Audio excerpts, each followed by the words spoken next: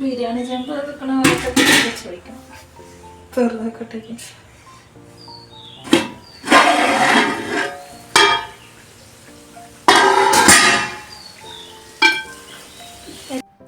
Hi hello friends, ഇന്നൊരു അടിപൊളി chicken കടായിയുടെ recipe ആയിട്ടോ വന്നിരിക്കണേ. ഉണ്ടാക്കണേ ഞാനല്ല, നല്ല പാചകമാണ്. നല്ല പാചകം എന്താവാ തെറ്റിപ്പോയി ഗേസ്. ഇന്ന് നമ്മുടെ കെട്ടിയങ്കാക്കയാണ് അടുക്കളയിൽ കയറിയിരിക്കുന്നത്. പാചകം മാത്രമല്ല വിത്ത് തള്ളലും കൂടി ഉണ്ടാവും. അത് ഞാൻ മാത്രമേ സഹിക്കുന്നുള്ളൂ, അതിൻ്റെ ഓടി ഇടുന്നില്ല.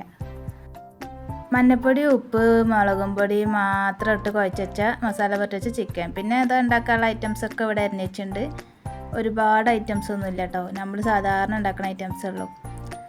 ഉരുളി അടുപ്പത്ത് വെച്ച് ചൂടായപ്പോൾ ഞാൻ ഓയിൽ ഒഴിച്ചു കൊടുത്തു കേട്ടോ.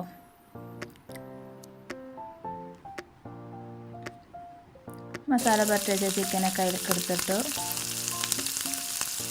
എല്ലാം വറുത്ത് കോരിയെടുക്കാം.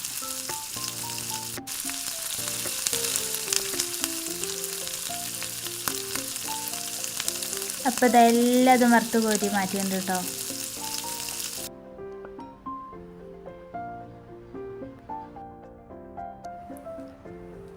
പിന്നെ മസാല വഴറ്റാൻ അത്ര എണ്ണയുടെ ആവശ്യമില്ല, അതുകൊണ്ട് ഇതിന്ന് കുറച്ച് എണ്ണ കോരി മാറ്റുന്നുണ്ട് കേട്ടോ. ഇനി സബോള അരിഞ്ഞതിൽ ഇട്ട് കൊടുക്കുക കേട്ടോ. മൂപ്പരെല്ലാം അരിഞ്ഞ് റെഡിയാക്കി വെച്ചതിൻ്റെ ശേഷമാണ് ഉണ്ടാക്കാൻ തുടങ്ങിയിരിക്കുന്നത്. ഞാനാണെങ്കിൽ ആദ്യം ചട്ടിയടുപ്പത്ത് വെച്ചിട്ട് അരിയാനൊക്കെ ഉള്ളൂ. സബോള നന്നായി വഴറ്റി കൊടുക്കുന്നുണ്ട് കേട്ടോ.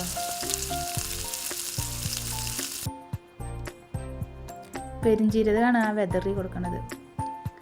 കാണാനൊരു ഫ്ലോ ഉണ്ടായിക്കോട്ടെ പറഞ്ഞിട്ട് മേലൊക്കെ ഇട്ടിട്ടാണ് വെതറി കൊടുക്കുന്നത്. ഇഞ്ചി വെളുത്തുള്ളി ചതച്ചത് ഇട്ട് കൊടുക്കുന്നുണ്ട്.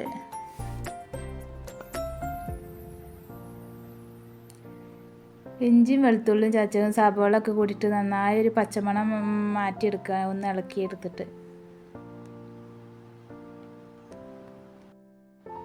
ഇഞ്ചിയും വെളുത്തുള്ളിയും സബോളൊക്കെ നന്നായി വയന്ന് കിട്ടിയിട്ടുണ്ട് കേട്ടോ. ഇനി ഇതിലേക്ക് പച്ചമുളക് നീളത്തിലരിഞ്ഞത് ഒരു 5-6 എണ്ണം ഉണ്ടാവും.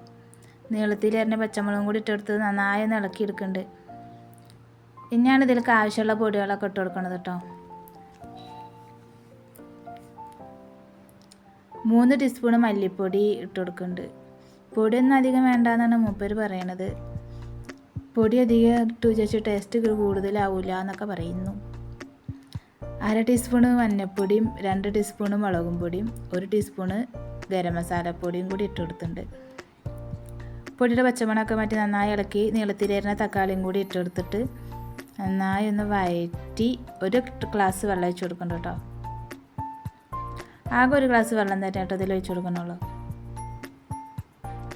എന്നിട്ട് നമ്മുടെ ചിക്കനും കൂടി അതിലേക്ക് കൊട്ടി മിക്സ് ചെയ്താണ്ട് എടുത്തു കേട്ടോ. ഉപ്പ് ചേർക്കണത് ഇപ്പോഴാട്ടോ. ആവശ്യത്തിനുള്ള ഉപ്പും കൂടി ചേർത്ത് നന്നായി മിക്സ് ചെയ്തെടുത്തിട്ട് മല്ലിയില മെതറി കൊടുത്തിട്ടുണ്ട് മേലെ. ഇനി ഒന്ന് തള വരുമ്പോൾ അടച്ച് വെച്ച് ദമ്മിലിടണമെന്നൊക്കെ പറയണേ.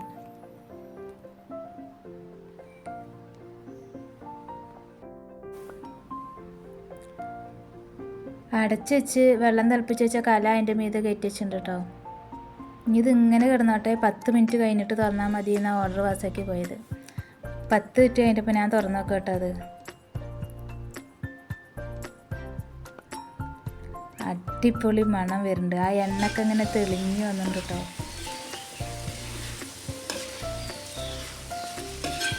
വെറുതല്ല കേട്ടോ,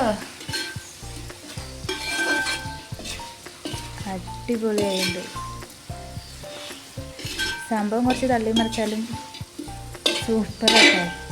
ഇടയ്ക്കൊക്കെ അടുക്കളയിൽ കയറുള്ളൂ, പക്ഷേ കയറിയ നല്ല അടിപൊളി. അപ്പോൾ നമ്മുടെ വീഡിയോ ഇഷ്ടപ്പെട്ടിട്ടുണ്ടെങ്കിൽ നമ്മുടെ സിയാസ് വ്ളോഗ് ആൻഡ് ഫാഷൻ എന്നുള്ള ചാനൽ എല്ലാവരും ഒന്ന് സബ്സ്ക്രൈബ് ചെയ്ത് സപ്പോർട്ട് ചെയ്യണേ. പിന്നെ നിങ്ങളുടെ അഭിപ്രായങ്ങളൊക്കെ ഒന്ന് കമൻറ്റ് ചെയ്യാൻ മറക്കല്ലേ.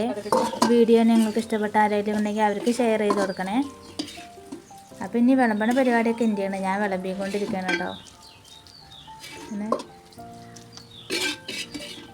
കണ്ട അടിപൊളി ലുക്കിൽ കിട്ടിയിട്ടുണ്ട്. ഞാൻ മല്ലിയിലൊക്കെ വെതറിയിട്ടൊന്ന് ഗാർണിഷ് ചെയ്തിട്ടുണ്ട്. ഇതിലേക്ക് പൊറാട്ടയും കൂടി മേടിച്ചായിരുന്നു കേട്ടോ. ഞാനൊരു പൊറാട്ടയും കുറച്ച് മസാലയൊക്കെ കൂടി ഇട്ടിട്ടൊന്ന് കഴിച്ച് നോക്കുകയാണ് കേട്ടോ. സൂപ്പർ